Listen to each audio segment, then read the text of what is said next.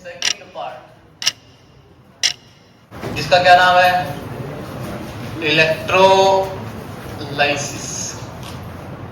या फिर इसको हम क्या भी बोल देते हैं, इलेक्ट्रोलाइटिक सेल।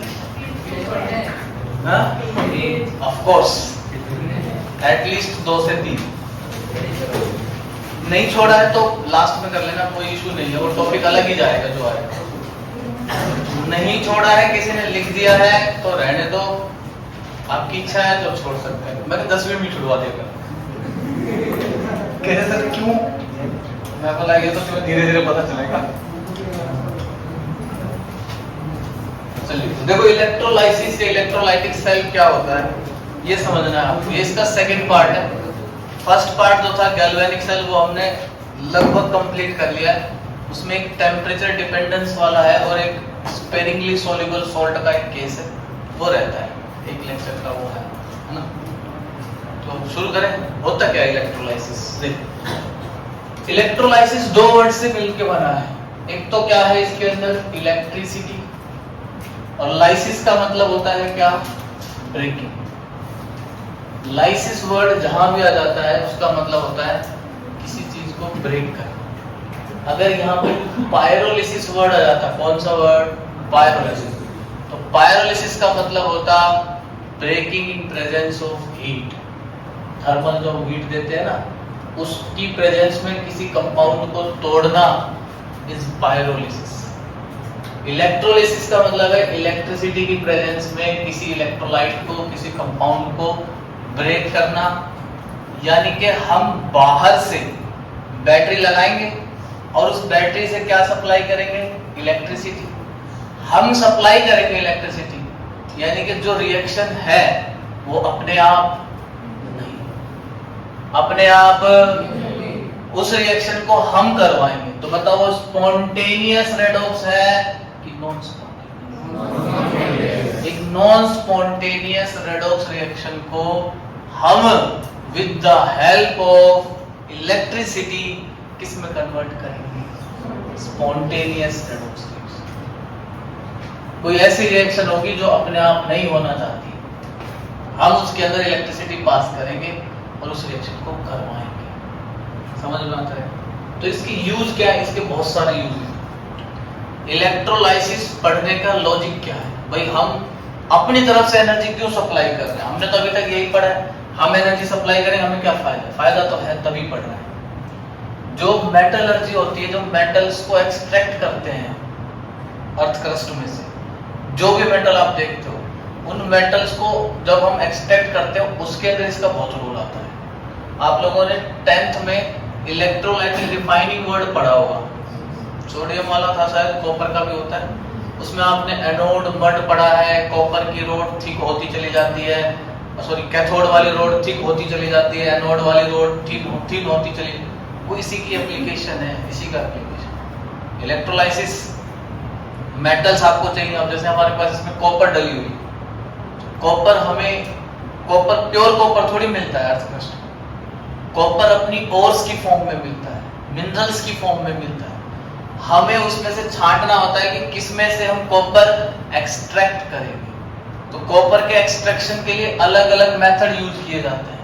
उनमें से एक मेथड होता है इलेक्ट्रोलाइटिक रिफाइनिंग। इससे हम 99.9 या 99.8% प्योरिटी का कॉपर बना सकते हैं। ये इतना इंपॉर्टेंट है। ऑलमोस्ट 100% प्योर मेटल मिल सकता है आपको। अगर कॉपर में इम्प्योरिटीज मिला दिया आपने, तो जो ये वायरिंग है इसकी पूरे घर की वायरिंग हमारी किस पे डिपेंड करी, कॉपर के वायर पे तो डिपेंड कर रही है, सारा खेल खत्म हो जाएगा। समझ में आती है बात? तो बहुत इंपॉर्टेंट होता है इलेक्ट्रोलाइसिस, ऐसे ही नहीं पढ़ना इसको। अब इसका सेटअप क्या है? सेटअप, इसके अंदर एक बीकर होता है। गैल्वेनिक सेल में हम कितने बीकर लेते थे? 2। वही इसके अंदर इलेक्ट्रोड्स होते हैं, एक एनोड होगा, दूसरा कैथोड। इसके अंदर हम क्या फिल कर देंगे? Electrolytic solution. ये मान लो हमने कैथोड मान लिया, और ये वाला हमने क्या मान लिया? एनोड मान लिया। एनोड पे क्या होगा? ऑक्सीडेशन, इस बात को कोई पलट। यहाँ पे एनोड पे चार्ज क्या होता है? पिछले वाले सेल में क्या चार्ज था? कैथोड पे क्या होगा? चार्ज क्या होता है? कैथोड पे नेगेटिव चार्ज होता है।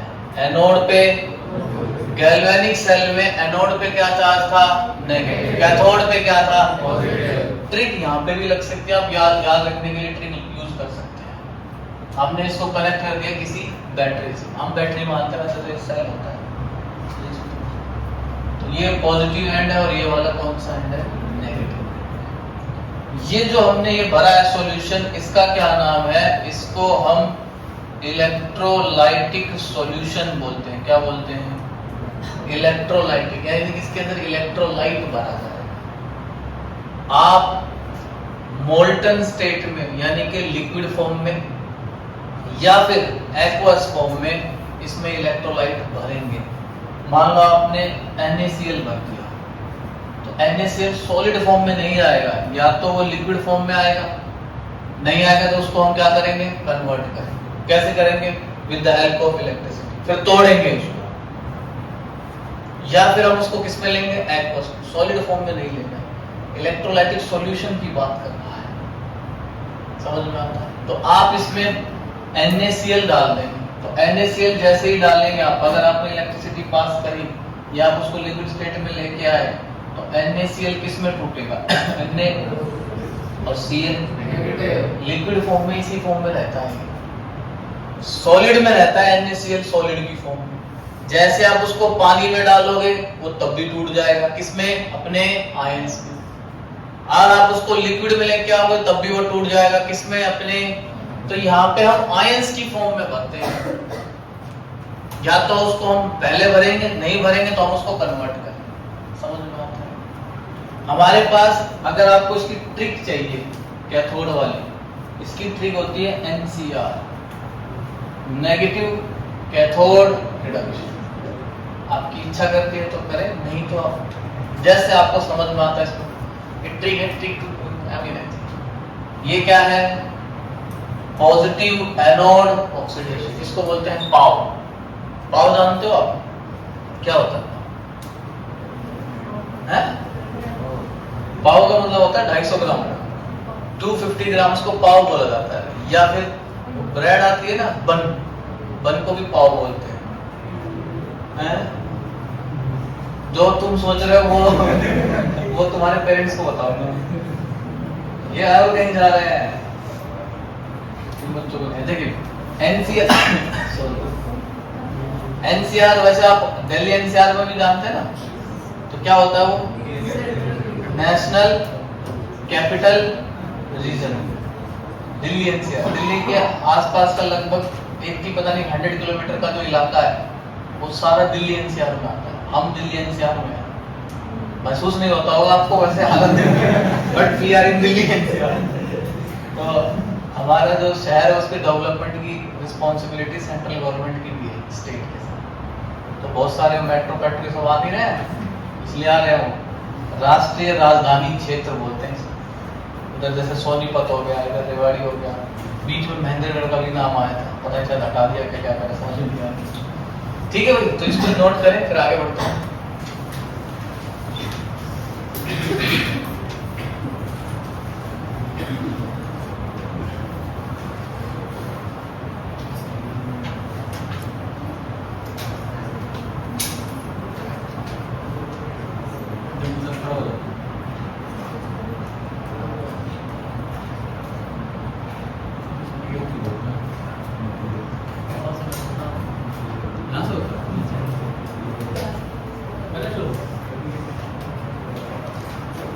शुरू करें? देख आगे सुनो भाई, हम इलेक्ट्रोलिसिस को दो पार्ट्स में पढ़ेंगे। कौन कौन सा? एक तो होगा क्वालिटेटिव एनालिसिस और एक होगा क्वांटिटेटिव एनालिसिस। क्वांटिटेटिव एनालिसिस जो है इसका सेकंड पार्ट है, इसमें हम अमाउंट कैलकुलेट करेंगे। किस चीज का अमाउंट? ये कैथोड है और ये क्या है? एनोड। हमारे पास यहाँ पे सॉल्यूशन है, मतलब ये एनोड है और ये क्या है? हमारे पास यहाँ पे इलेक्ट्रोलाइटिक सॉल्यूशन है। ये जो सॉल्यूशन है ये जाके एनोड और कैथोड पे या तो डिपॉजिट होगा या वहां से गैस लिबरेट होगी। तो कितना सब्सटेंस डिपॉजिट हुआ या कितनी गैस लिबरेट हुई, ये हम किसमें पता करेंगे? क्वांटिटेटिव। क्वालिटेटिव में हम क्या करेंगे? हमारे पास मान लो ये NaCl का सॉल्यूशन है। किसका सॉल्यूशन है? तो हमारे पास दो इलेक्ट्रोड है, एक क्या है? कैथोड, दूसरा क्या है?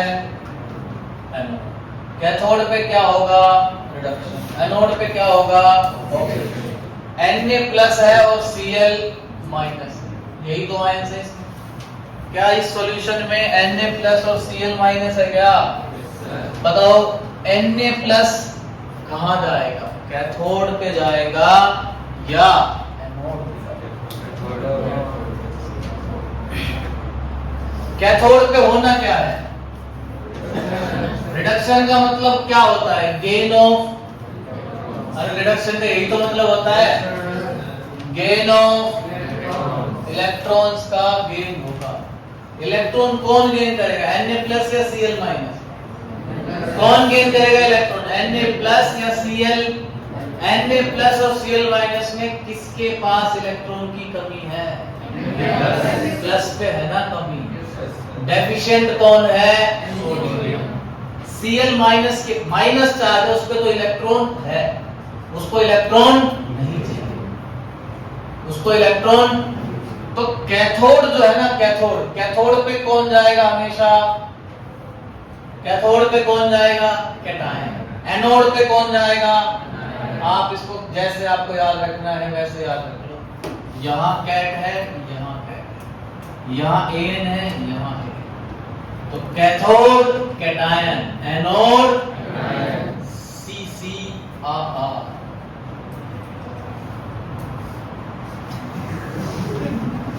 ठीक है क्या? कैथोड कैटायन, एनोड कैटायन का क्या होगा?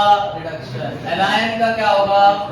एनायन के पास इलेक्ट्रॉन्स हैं, कैटायन के पास इलेक्ट्रॉन नहीं है। ये नॉन स्पॉन्टेनियस हम इसको करवा रहे हैं। अदरवाइज तो आप क्या करते हो? सोडियम मेटल को तोड़ देते हो किसमें? Na+। उल्टा गेम खेल रहे हैं हम रिवर्स कर रहे हैं यार। हम क्या कर रहे हैं कि हमारे पास Na+ है, किसमें है? Liquid state. ये इलेक्ट्रॉन क्या करेगा?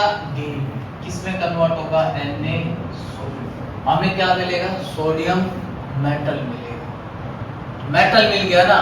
मान लो तुमने अर्थ क्रस्ट से NaCl निकाला, NaCl से तुम्हें सोडियम अलग चाहिए और क्लोरीन, ये प्रोसेस। आप उसको लिक्विड में कन्वर्ट करो, इलेक्ट्रोलाइसिस कराओ। कैथोड पे कौन जाके चिपकेगा? कैथोड पे कौन जाके चिपकने लग जाएगा? Sodium will deposit on cathode. तो एनोड पे चलते हैं। एनोड पे क्या होना है? ऑक्सीडेशन। ऑक्सीडेशन इज, बोलो, ऑक्सीडेशन इज लॉस ऑफ, कौन आएगा एनोड पे? Cl-। तो ये किसमें कन्वर्ट होगा? Cl2 gas. यहाँ कितने क्लोरीन है? यहाँ कितने हैं? क्या करूं? या तो इसको ऑफ करूं या इसको, या तो इसको ऑफ करूं या उसको। यहाँ से एक इलेक्ट्रॉन बाहर आएगा, तो कौन सी गैस बनेगी? क्लोरीन। कौन सी गैस बनेगी? तो ये Cl- जो है कहां पहुंचेगा? एनोड पे। और यहाँ पे कौन सी गैस की फॉर्म में बाहर निकलेगा? Chlorine gas. तो यहां से कौन सी गैस लिबरेट होगी? क्लोरीन। तो एनोड पे गैस लिबरेट होगी, कैथोड पे मेटल नहीं आएगा। तो ये क्वालिटेटिव एनालिसिस है। इसमें हमने क्या करा? हमने इसमें ये बताया कि कैथोड पे ये मेटल मिलेगा या एनोड पे ये गैस लिबरेट होगी। कितनी होगी? ये हमारा सेकंड पार्ट है, क्वांटिटेटिव एनालिसिस। वो हमें बताएगा कि मैंने बैटरी से इतना करंट या इतने टाइम के लिए पास किया, आप बताओ कि कैथोड पे कितना सोडियम बनेगा या एनोड पे कितनी क्लोरीन गैस लिबरेट। वो हम अगले पार्ट में, फैराडे भाई साहब आएंगे। फैराडे फर्स्ट लॉ ऑफ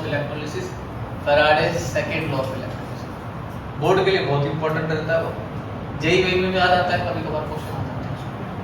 अरे समझ में आता है। छाप इसकी फुल सेल रिएक्शन भी लिख सकते हैं आप। ये हाफ सेल रिएक्शन है,